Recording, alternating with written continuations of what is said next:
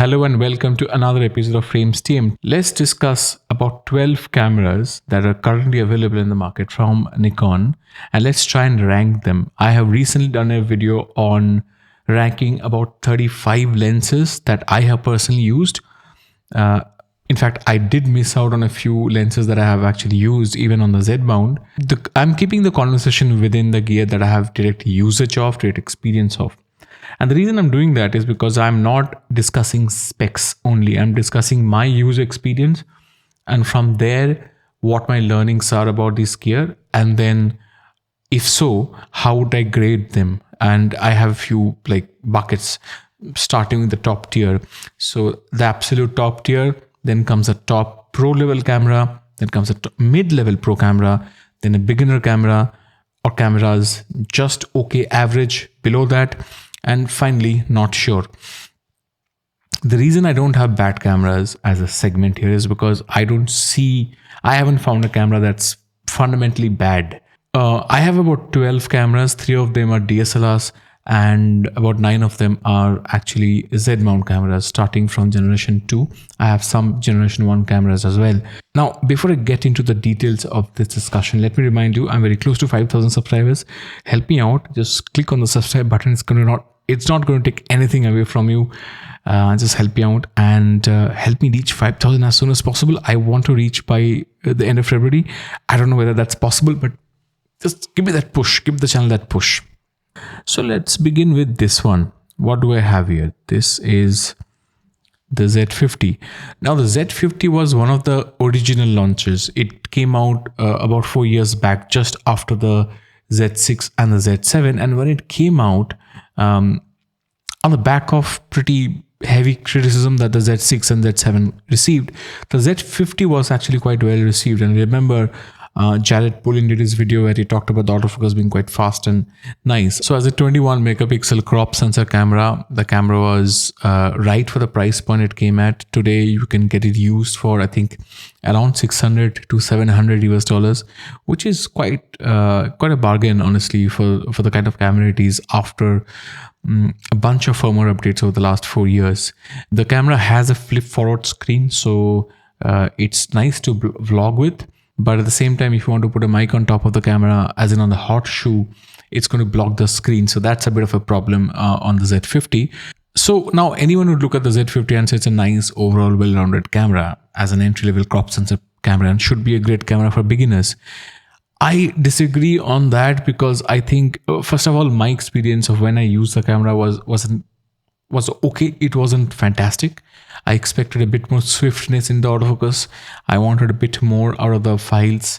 So I would say for me, it was just an okay and average experience. And today, when you have other options, if you are looking for a camera for beginners of course will be coming from smartphones.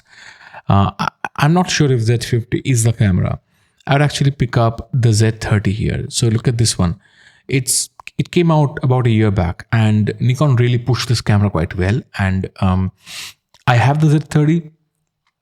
I have never stopped loving when I use the camera. I always love the camera. It is such a tiny and light camera, but when you hold it, you know how well built it is. So it's got that traditional Nikon great build quality, and it's got a nice flip forward screen, but it doesn't have an E-wave.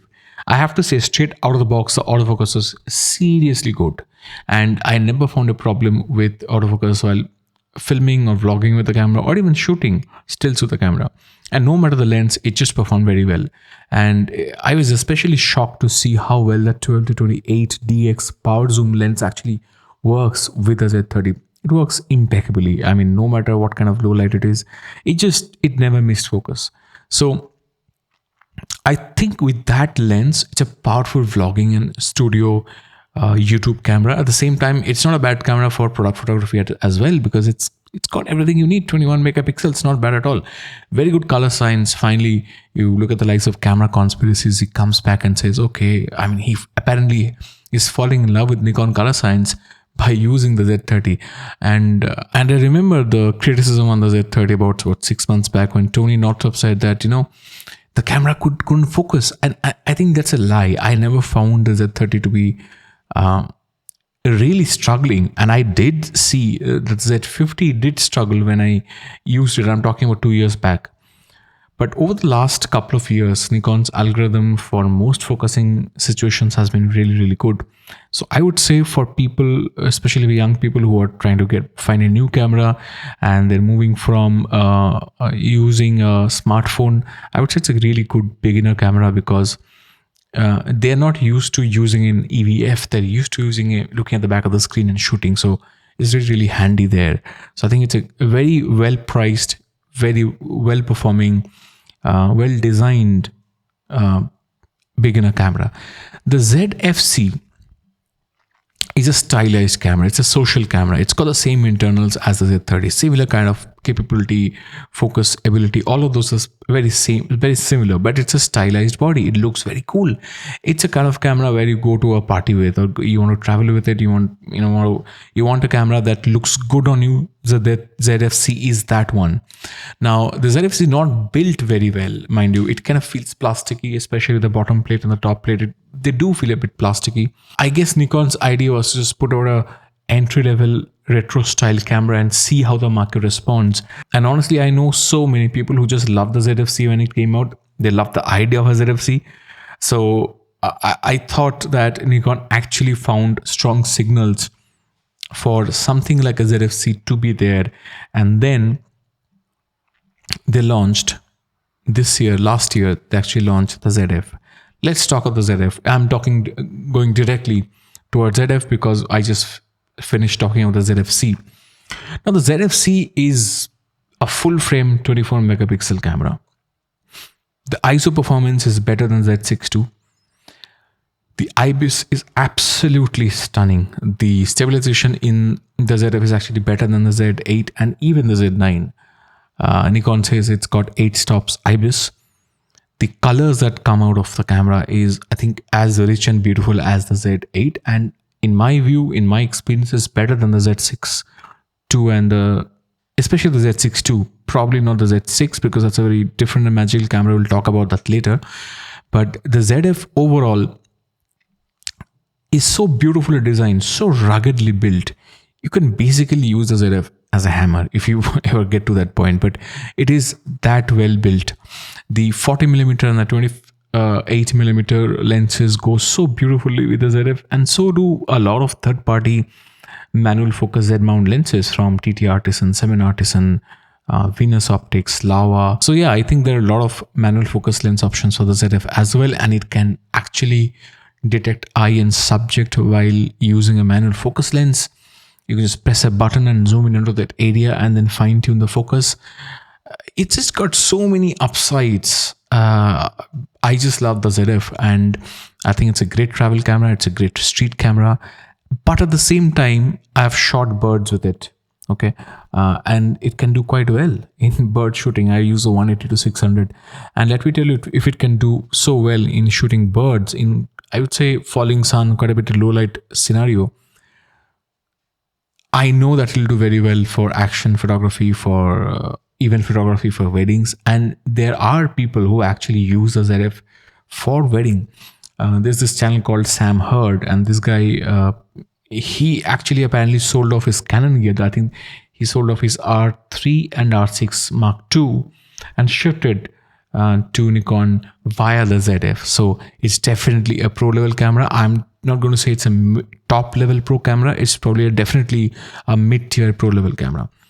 Let's go back to the second generation cameras like the Z5 is the first generation camera. I'll come back to it later. Let's discuss the Z6 II first. Now, I owned a Z6 II for about 3.5 years. Now, when it first came out, it said that it has dual card slots, dual XP6 processor. So everyone expected a lot of firmwares to be given to the Z6 II, and we kind of expected the autofocus performing to really get a huge upgrade, which never happened. And after that, Nikon came out swinging with the Z9 and said, you know what, it's actually the processor, the XP7 processor in the Z9 is 10 times faster than the Z6 II's dual XP6 processors. And at that point, we kind of got a hint that it's probably not going to get the update. On autofocusing, it didn't, but it did improve over time and got a lot of quality of life improvement.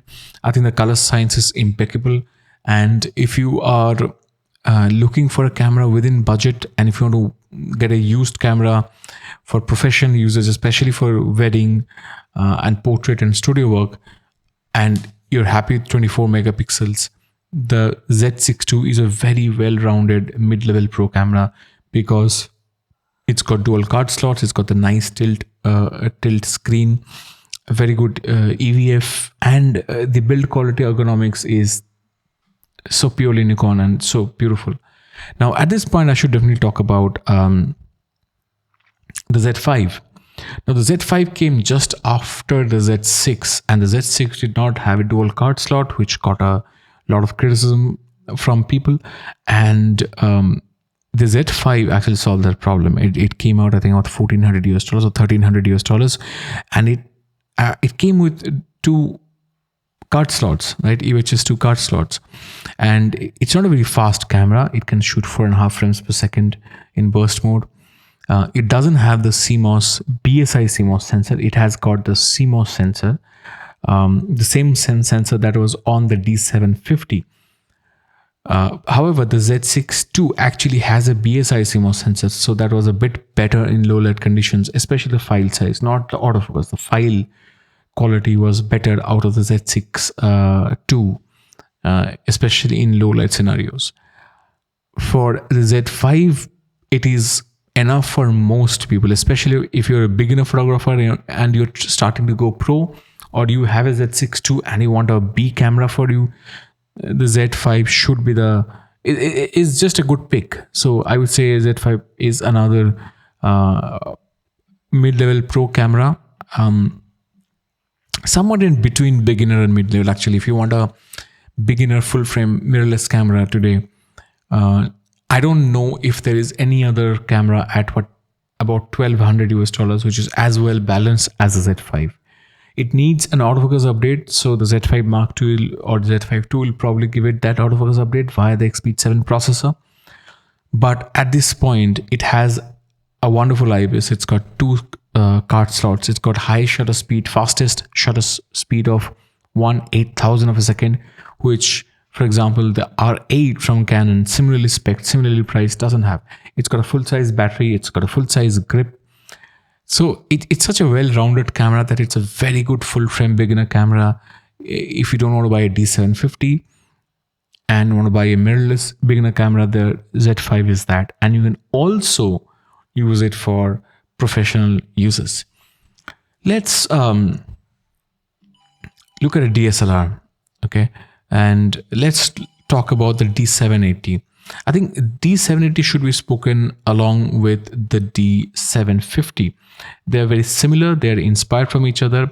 Let me talk about this D780 first. It was, I think, a true hybrid camera. Here, the hybrid is not photo and video hybrid. It is a photo and video hybrid camera, and a good one at that. It's actually particularly a DSLR and mirrorless hybrid. It's got a DSLR style body, but inside it's got that Xpeed 6 processor and a BSI CMOS sensor from the Z6 II. So when you are in mirror up position, it basically works like a mirrorless camera, giving you the performance similar to the Z6, which is very convenient for a lot of people who want to use their legacy F-mount glass, and they are fantastic glass, fantastic lenses. So unless you're absolutely ready mentally to shift to the mirrorless system, I think D750 provided a very good sort of, I would say, a bridge camera between two generations of cameras. I think it was very smart from Nikon, and there was no other brand who did something like that for their customers. I think this is one thing that I love about Nikon. Nikon actually understands being in the shoe of the customer, that these are big investments for most people. When you change systems, when you shift systems, it's actually shock. It's a completely new learning curve, and then a lot of expenditure, not only the camera, but the lenses, but then other related equipment as well. So I think launching the D780 just showed Nikon's intention of actually walking through this transition with the consumers and just easing into the mirrorless world. And I thought just that alone is such a very powerful thing. And today, if you look at the image quality of the D780, it is absolutely stunning. I would say this is definitely a mid-level pro camera, and so is the D750. It just didn't have an Xpeed 6 processor, but it had the same CMOS sensor that the Z5 has. Very good low light autofocus. Let me tell you, even the Z6 II does not match the D750 when it comes to low light focusing.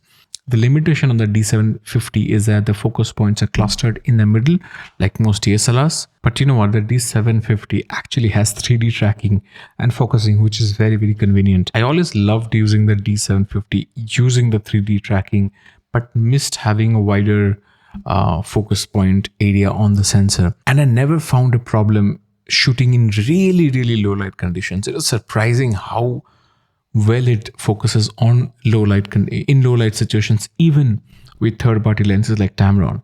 So I think even in 2024, it's somewhere between mid pro and top pro. I mean, you can use it for top level professional jobs. It's such a well rounded, such a well prepared camera. Let's talk about the Z7 II. Now, the Z7 II is essentially the Z6 II, but with a different sensor. It's a 45.305 megapixel sensor, almost 46 megapixel sensor.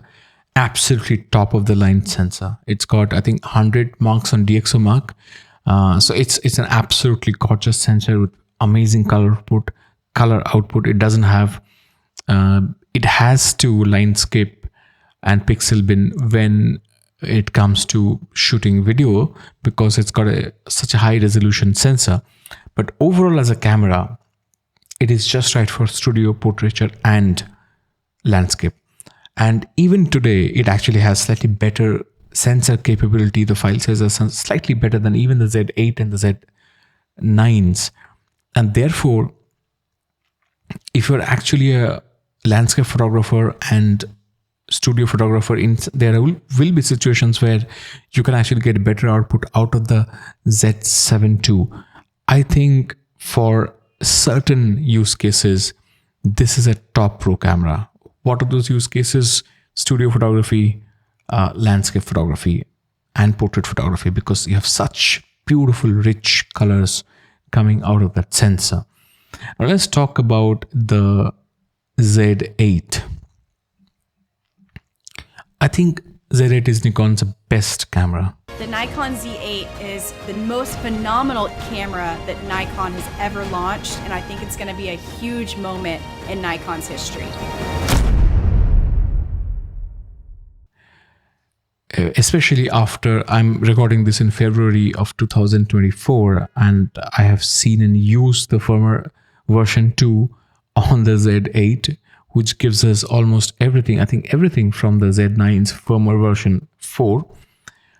What the Z8 is today is incredible. I don't think there is actually, it's not a matter of opinion, it's a matter of fact that there is no other camera from any other system, whether it's Canon or Sony or Fuji or Panasonic, that actually matches the Z8 in terms of its full photo and video capability for the price point with the build quality. It is such a beautiful, refined camera. It is crazy. It had a bit of a hiccup when it first came out. The first few cameras, I think, had this problem with the mount, which Nikon serviced later on. It had a bit of a problem with the straps and the eyelets, and a few people experienced the straps actually coming out of the body of the camera and the camera dropping.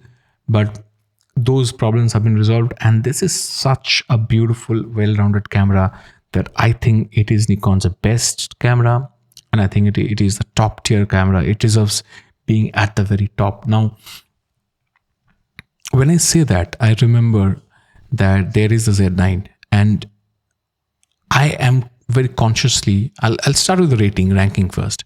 I'll say it's somewhere between top pro and top tier. I'm not keeping the Z9 right at the top and not above the Z8. Here's a simple reason why. The Z9 is always going to be a step or a half ahead of the Z8 with firmware updates.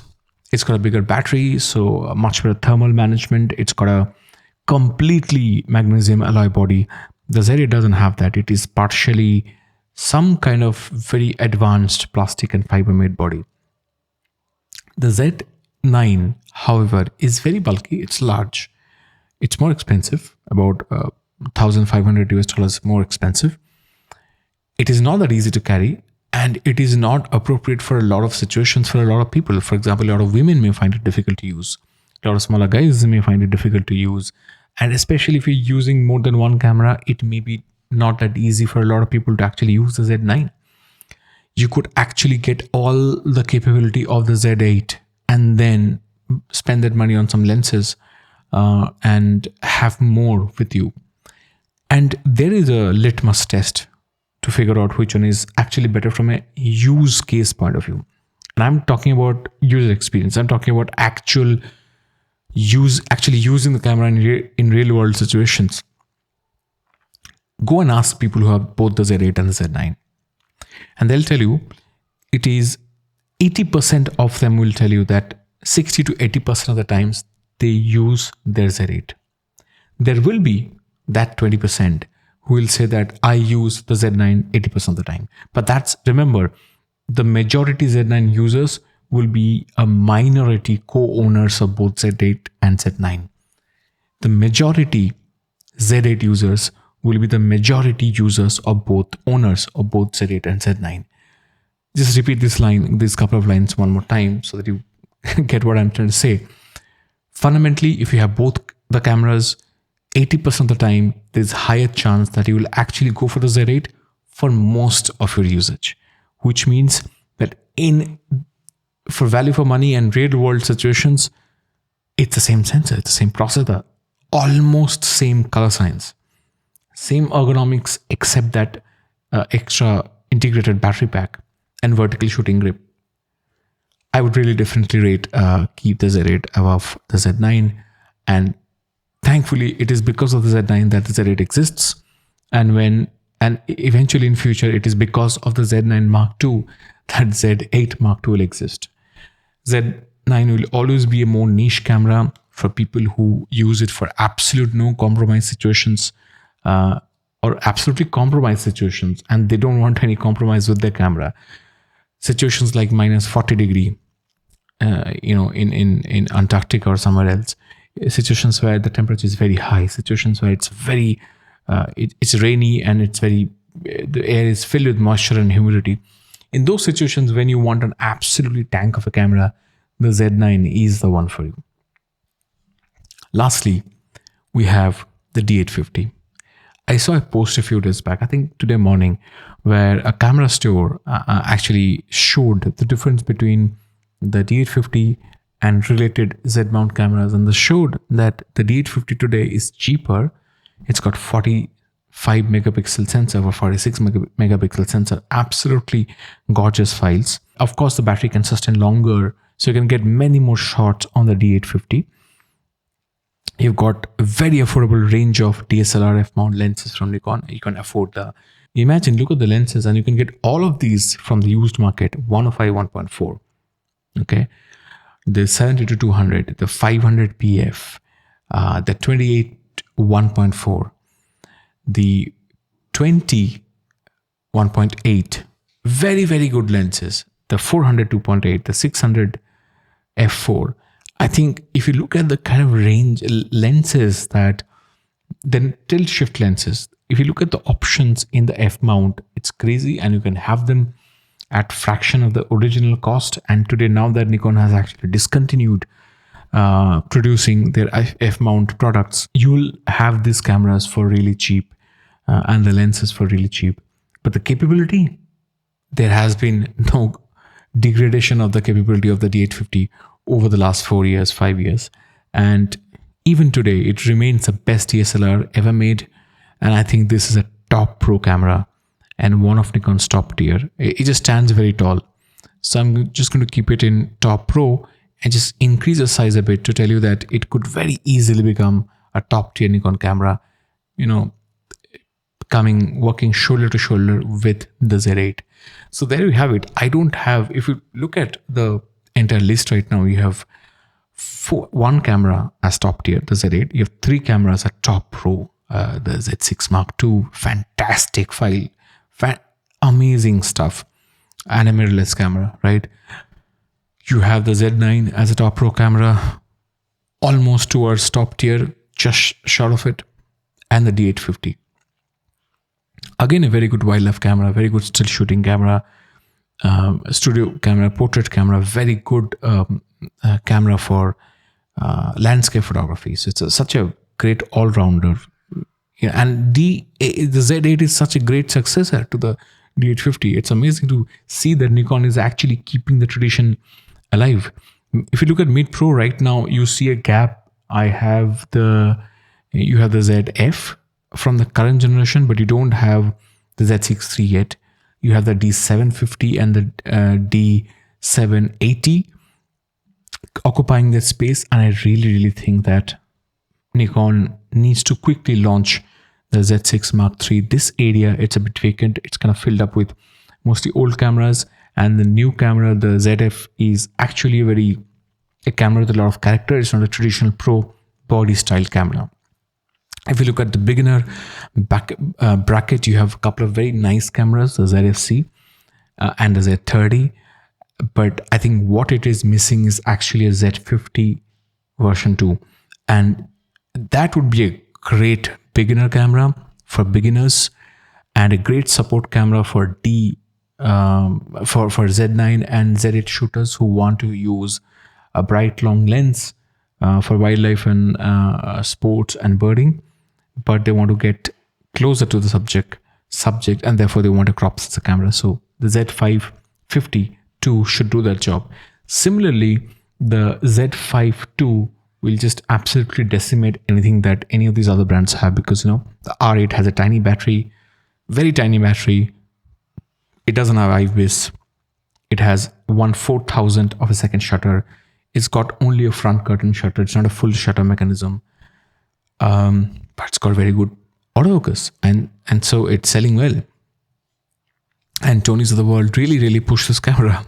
So I think if the moment the Z5 Mark II is launched, you're going to see a lot of people just jumping in from Canon and Sony and filling this space up and just buying into Nikon. So I think Nikon has to launch 3 very important cameras in the mid tier: the Z50 II, the Z5 II, and the Z6 III. Tell me what you think. I have, of course, not included all the cameras. I've used mostly what I've included mostly what I have used. I've not used